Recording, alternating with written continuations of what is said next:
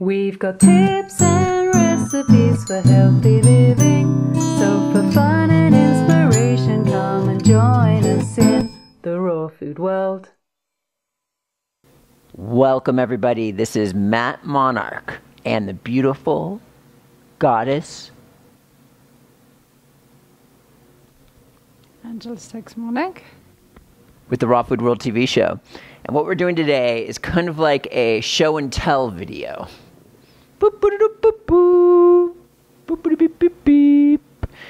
And to start off with this little game, what we're going to do is show the recipes that I made in a previous recipe video. Remember those cookies I kind of messed up and I put too much stevia in and then I got the idea to do something else? Well, here they are, filled with peeling nut chocolate cream on the inside. They're ridiculous. They are ridiculous? They are ridiculous. Did you have one recently? Mm. Wow. They're ridiculous now. And here are the cucumber chips I made. One is the cashew, and one is the sea clear one. Now, Angela said that the cashew ones are incredible, and the sea clear ones are intense, but some people like intense. Yes. Kind of like, you know, you can buy zucchini chips and tomato chips like this. Cucumber chips, why not? Sweet.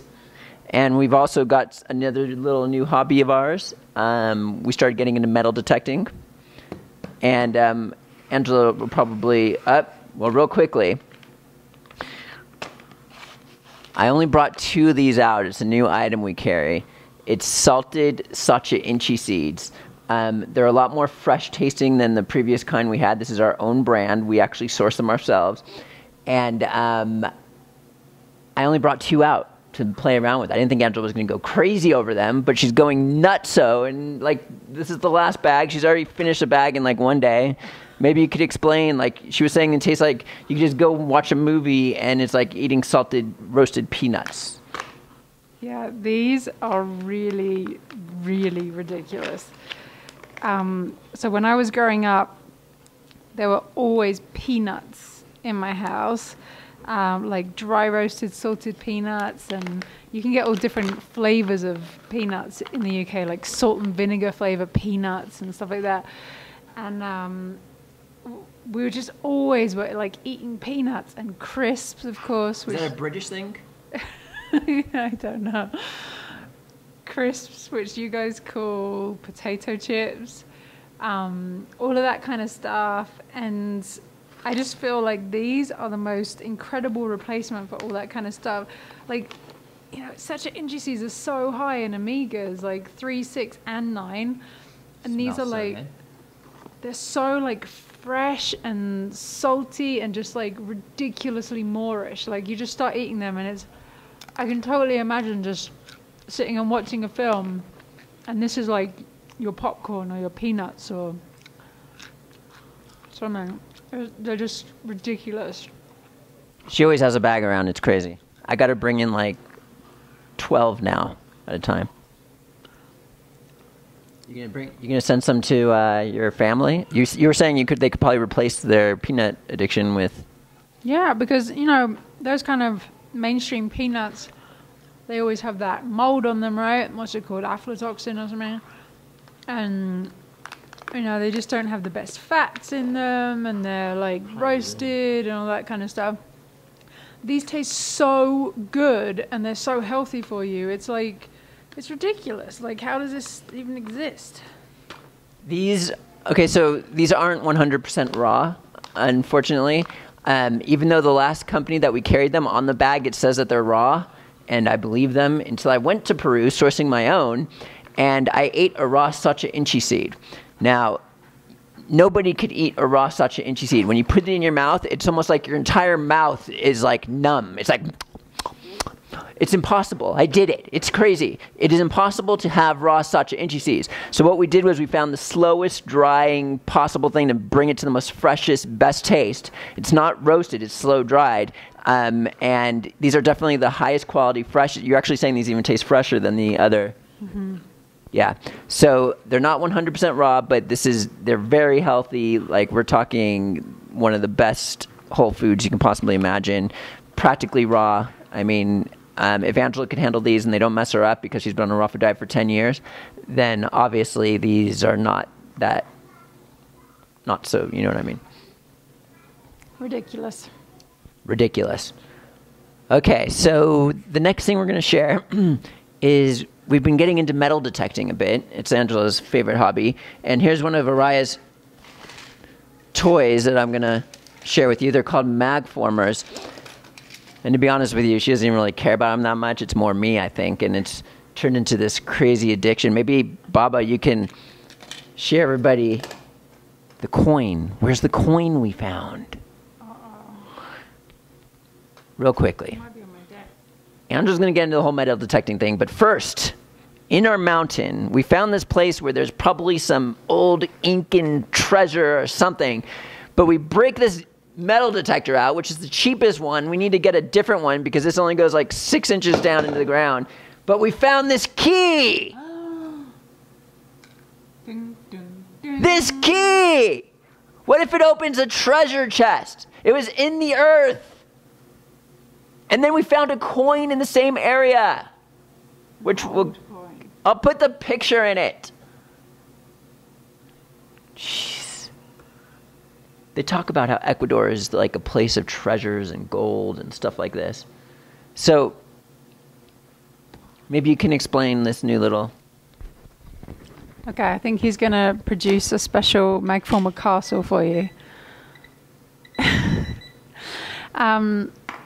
Yeah, I just suddenly felt like I wanted to get a metal detector, so I went online and did a little bit of research, and I got a simple one. I got the Garrett Ace 250, and yeah, anyone who's watching this who's been into metal detecting for a long time is probably like,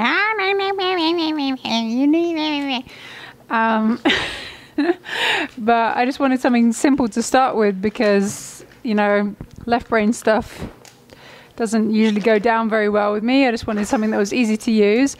So I got this guy, and it's just so cool. It's so fun, as anybody who's ever done it will know. Especially here, I feel like it's so interesting because in so much of the land here, there isn't that much debris. So, you know, if you're...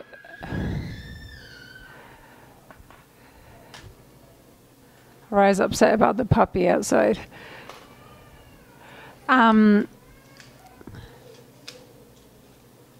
So if you're searching for things in, say, the US or the UK, there'll be all kinds of, you know, like aluminium cans and ring pulls and stuff like that all over the place. And here, especially where we are, you know, we have all this mountain behind us, and it's really like untouched. So if you get a beep from the metal detector, it's like, like, what is it? You know, it's really exciting. Yeah, everything that we found so far has been really old, seemingly, but none of it is particularly thrilling. The key, I would say, is the best thing that we found so far, and then we have a bunch of really old screws and nails. These like huge, funky old screws and nails. And a belt buckle. Yeah, the first thing we found... In a different area, though. In a different place, was this really cool old belt buckle, like this. Seems like really old school. And then we found, I don't know, just like totally random little bits of metal. It's just really fun, you know. It's such a fun way to just like get outside and just be out for hours. Because it gets like totally addictive. Just be walking around in the hills and all over the place, like just waiting for different beeps and digging stuff up. Real quickly, everybody. Are you ready?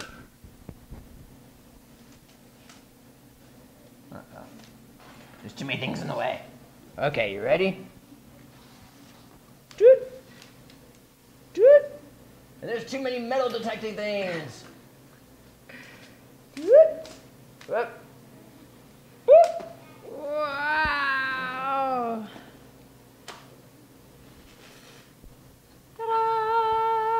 Mag formers. Okay. Very, very cool toy. They seem expensive, but they're totally worth it. They're And, sorry. all little different magnetic shapes that just fit together. They always fit together. The magnets like turn in some way so that everything always fits. It's really cool. Yeah. You just gotta be careful when you start playing with your daughter. You start kind of like, you're totally gone into this, and it's like, wait a minute, I gotta play with my daughter here. But we do it together. It's a lot of fun. It's a lot of fun. Okay, back to metal detecting. The other little metal detecting toy that we got, and I'm really glad we did, is this thing called the Garrett Pro Pointer. This just makes it so much easier when you've kind of like found an area where there's something in the ground, and then this like pinpoints it into like exactly where it is. Like this. You put it by something that's metal. It's like...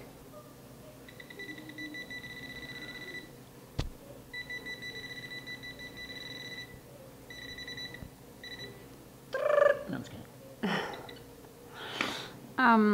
Do you want to get Laylee? Yes, the dogga. And I'll ask them the question about my foot. Okay.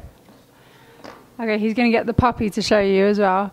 And I have a question, if anyone is inclined to share their ideas. There is something embedded in my foot, kind of like a splinter or something. I don't know what it is. It's been there for a really long time, and it's really painful. And it's like very deeply embedded. And I've been trying to do a treatment with drawing it out with a paste of baking soda, and I think I'm actually having an allergic reaction to the baking soda, so I don't want to use it anymore. And I'm thinking about switching to bentonite clay. But if anyone has good ideas on how to draw out something that's like deeply embedded in skin, I would love to hear about it. And here's Miss Laylee. Hi, Laylee. What is that? Look how big she is. So Laylee's been here with us a little bit over a month now. A month and 2 days. And she has at least doubled in size since she came. Mr. Monarch plucked her off the streets of Vilcabamba. And the vet said, oh, she's deformed, sorry. Not my baby! I will still love you. I will still take care of you and make you the best that you can be. Not really deformed. If you want to be a ballerina, you can be a ballerina.